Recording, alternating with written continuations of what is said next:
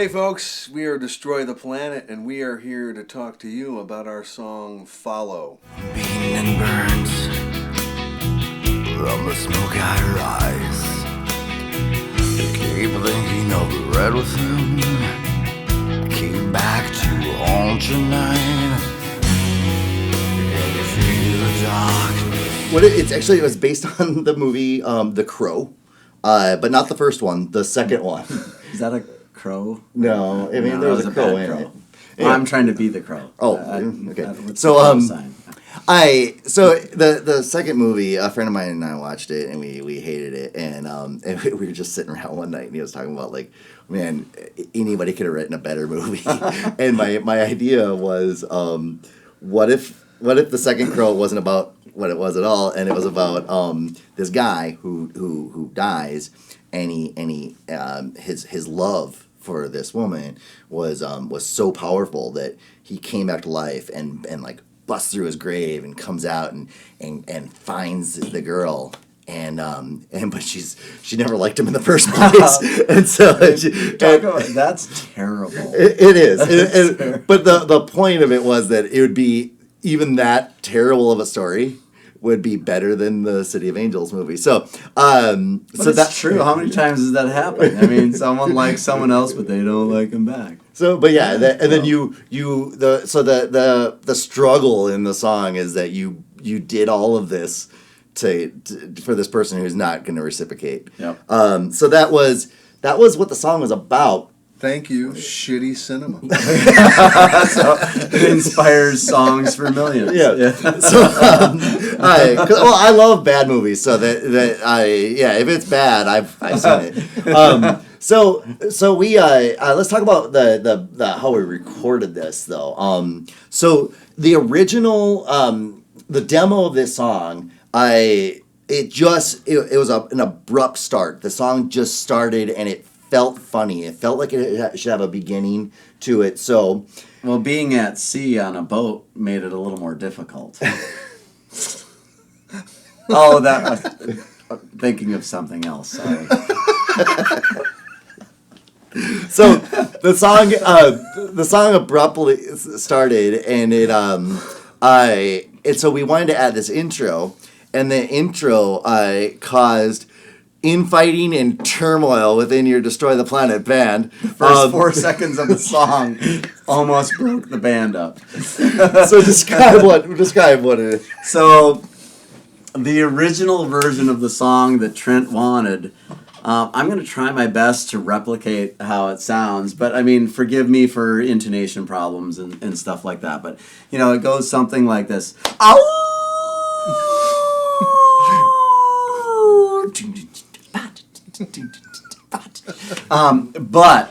So Mike and I had a few strong words with Trent. There was another option in the other.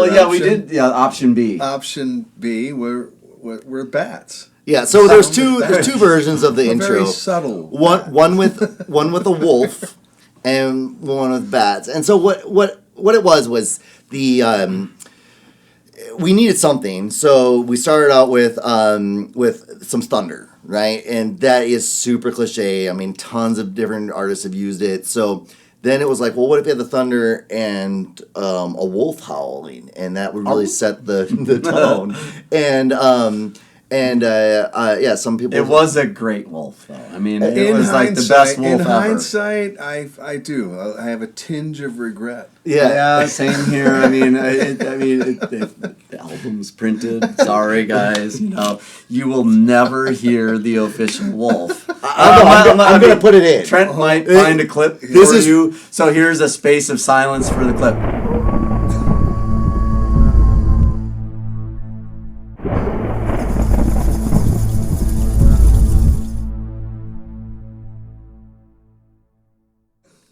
Okay, there you go. Okay, so you just heard the wolf. Mine was better, right? So I was outvoted, not 2-1, but 3-1. There's a rogue voter in there. So the engineer working on the record also agreed that we needed to have something in the beginning of this song, but we couldn't just have the thunder and the rain because it's boring. and he didn't. Garth Brooks, right? Yeah. Thunder Rolls. Yeah, and, well, but I thought the Wolf, the Wolf kind of reminded me of that Meatloaf song, right? Yeah. Okay. And then so we came up with the Wolf sound, and then there was these bats, and he didn't instantly know that they were bats, so he just liked that it wasn't the wolf, and so he didn't really. That was a pleasant sound to him, so he liked it, and so I was outvoted 3-1. So the sound you hear in the beginning is a swarm. I don't know what you call the plethora of bats, the plural of bats, but a bunch of bats. A murder of bats. That's gross. Batteries. That's yeah. I know. I'm stealing it. Battery of Gross. bats. A gaggle. A gaggle of bats. Yeah, that's So official terminology. so I lost out, and it's bats on there, and that's what's printed. The other thing on there was that I didn't want to just have the thunder and the bats. I thought it needs a build, so my thought was that we should have a roll, like a drum roll, into the song. And the engineer really wanted us to use a timpani drum. Oh wait, that's my cue. So the Hold on. A timpani. Imagine this is a kettle drum. Okay. Continue. So the song would start with a roll on a timpani drum, but we didn't have one. I left my timpani at home that day. So we didn't want to use any samples on our record. I mean, obviously we used the bats, We but didn't have a timpani. we didn't have a timpani. No. We didn't want to do it electronically. So my idea was we would use it on the floor tom. And everybody was saying that that's not going to sound right, and I was like, once you get the other stuff in there, it's not gonna just sound like a floor tom. It'll have some depth to it. I'm not gonna brag. I can play a mean floor tom. I mean, I know my floor tom. So those were all the infighting in the first 12 seconds of the song, and then everything else was pretty hunky dory. What I liked about this song is the amount of guitars. So I've had a couple comments about why there isn't a guitar solo on this song. This is the only song on the record without a guitar solo.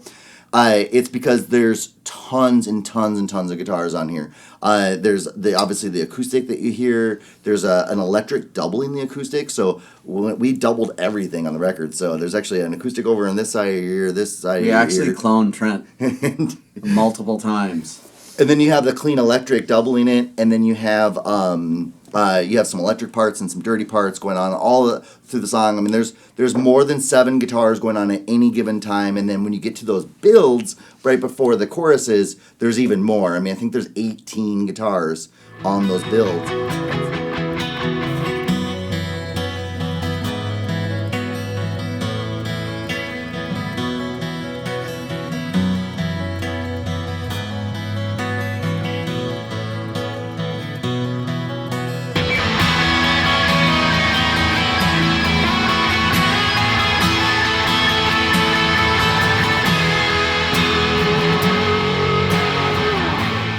So, and we actually had an issue with that when we were recording this because one of the fellows working on our record did not like this idea of having this many guitars and that it's difficult to mix. Luckily, we found Todd Fitzgerald, who was more than willing to mix as many guitars as you want to throw at it. So, but yeah, that's kind of why there's no solo. It just felt like there was too many guitars already. It didn't really need a solo. It never had a solo. It never was written with one.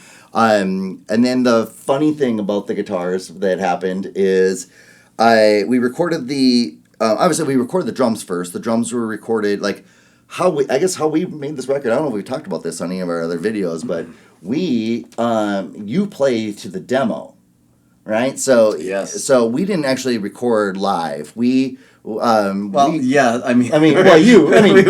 not as a group, not as a group. Correct. So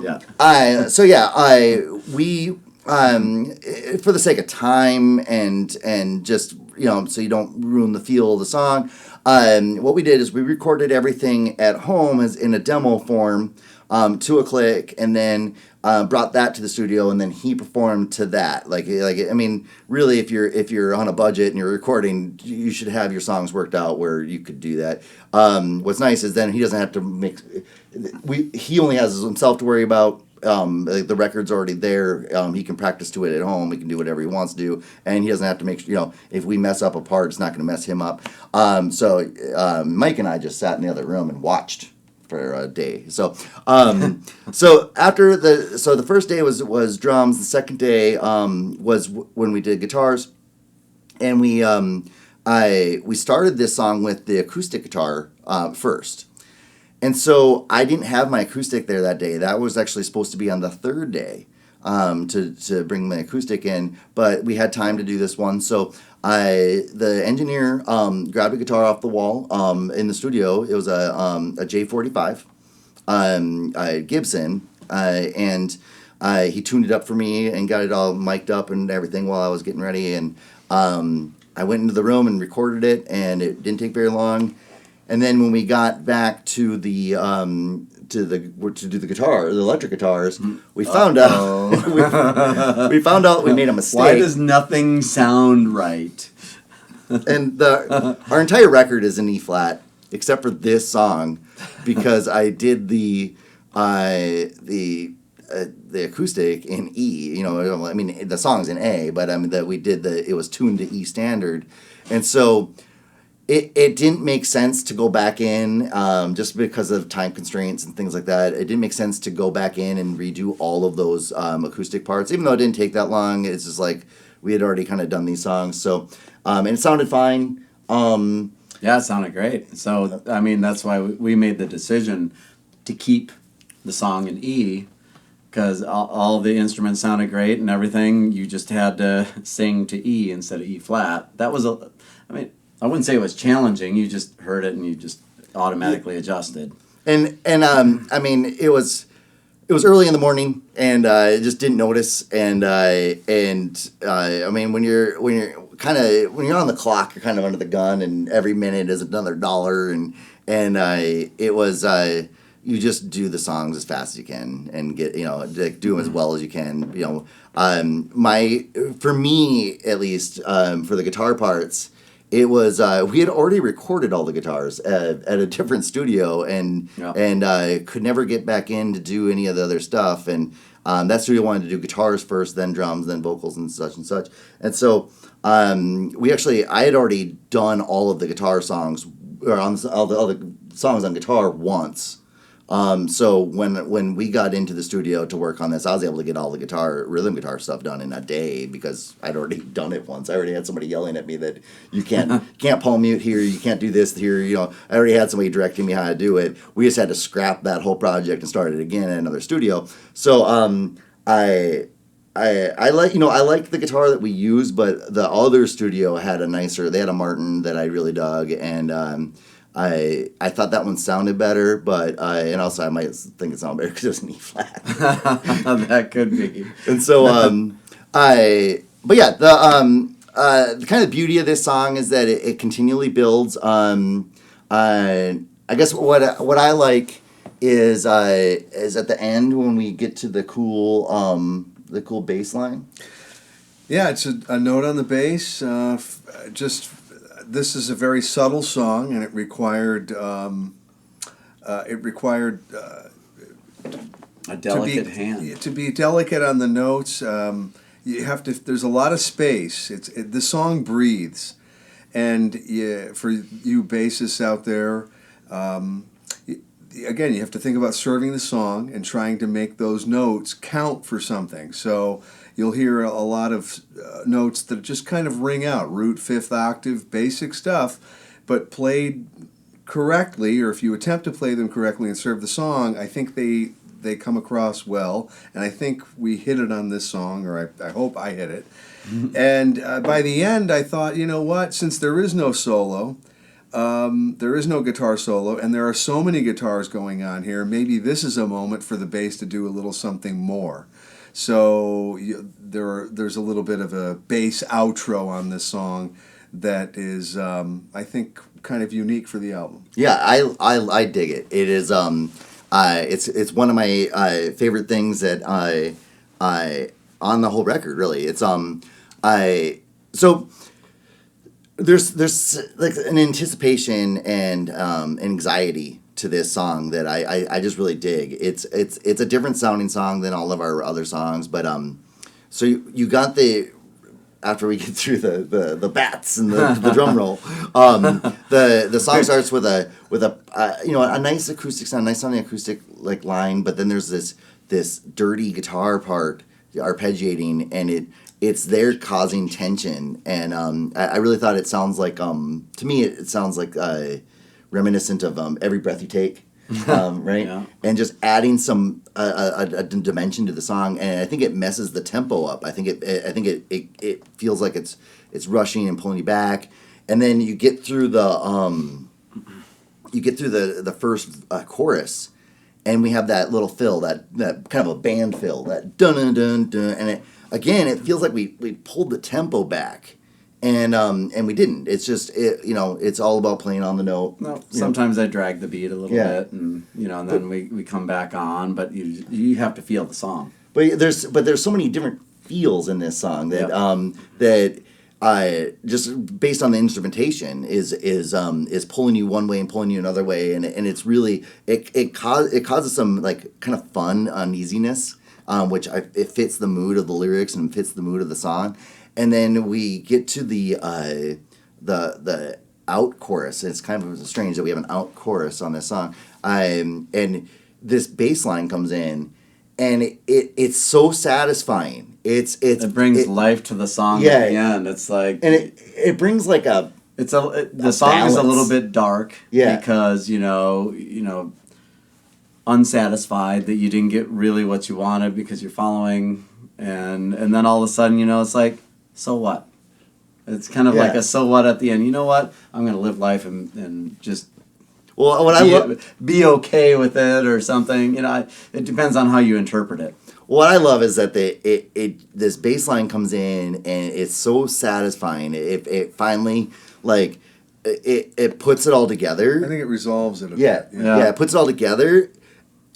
And then the song ends, and so it's like it solves the riddle of the song, but then it ends. So your feeling was so short lived. So you're saying there's a sequel? Yeah, there is a sequel to this song. There is a Nobody sequel knows song. that. If you're just gonna be a lifelong follower of Destroy the Planet, A lifelong planeteer. there is a sequel to this song, and you guys have heard it, and it's called Taken. Taken. Yeah. You follow and then you take. Yeah. Right. So anyway, that was what this song was about. This song, that's Yeah. Well, I mean, I would just like to add that, as far as drums on this song, this was probably, well, I know it is. This was the last song I worked on. So Trent had sent me the files and everything, and I'm more of a higher tempo drummer, but I mean, I can play slow stuff and intricate things and stuff like that. But I'm a high energetic guy, and I just like to throw things and be bombastic and stuff like that. So I got this, and I'm like, I don't know what to do with it. So I did like Reach and Crawl and all the other high tempo songs first, and then I'm like, oh crap, I got to work on this. Okay. And, we had the bat and the wolf issue and stuff like that, but I still had to work on the rest of the song. I'm like, you know what? I'm going to serve the song, and, I don't do a lot of cross stick. So I thought I'd throw in some cross stick, but I'm like, we need to throw the snare in there, some big floor tom fills, because the song does build really cool in some parts. And then I started showing Trent some of the stuff that I was working on, and Mike, and they're like, that is really cool. So I just worked on it and kept it low key, but then built up at the right spots and everything. And then now I really enjoy the song. So at first I was just like, let's put it over here. And then eventually I came up with what you hear now. Yeah, I think the fills are. You kept the fills big, but not distracting. And Yeah. Yeah, I think sort of the song probably. The is- big floor tom slams and stuff. I'm like, we need to build it up big because we're really soft and everything. And then when Mike started doing his big bass ending, let's just open it up with a little cymbal wash and stuff like that. And so I think the song turned out great at the end. You know, Yeah. I was really apprehensive at first on how I'm going to approach this song. Yeah, I think this, in an album full of, a lot of fast songs. I know we have a lot of ballads too, but ballads. yeah, but this one really is different than the rest of the songs, and I think it's kind of in the middle of the second half of the record, and it's kind of a breath of fresh air before you get into some of the super hard hitting tunes that finish it all up. So I like this one. So anything else, you guys? We hope you like it, and if you haven't heard it, please find a way to hear it. Yeah, make And- sure you click and subscribe. But honestly, that. we joke around a lot, but we really do appreciate any of you out there that are listening to our album and And our 45-minute commentaries about our 3-minute songs. and indulging us as you do. Thank you so much. We're closing out Destroy the Planet TV. We'll see you on the flip side on another planet. It's just the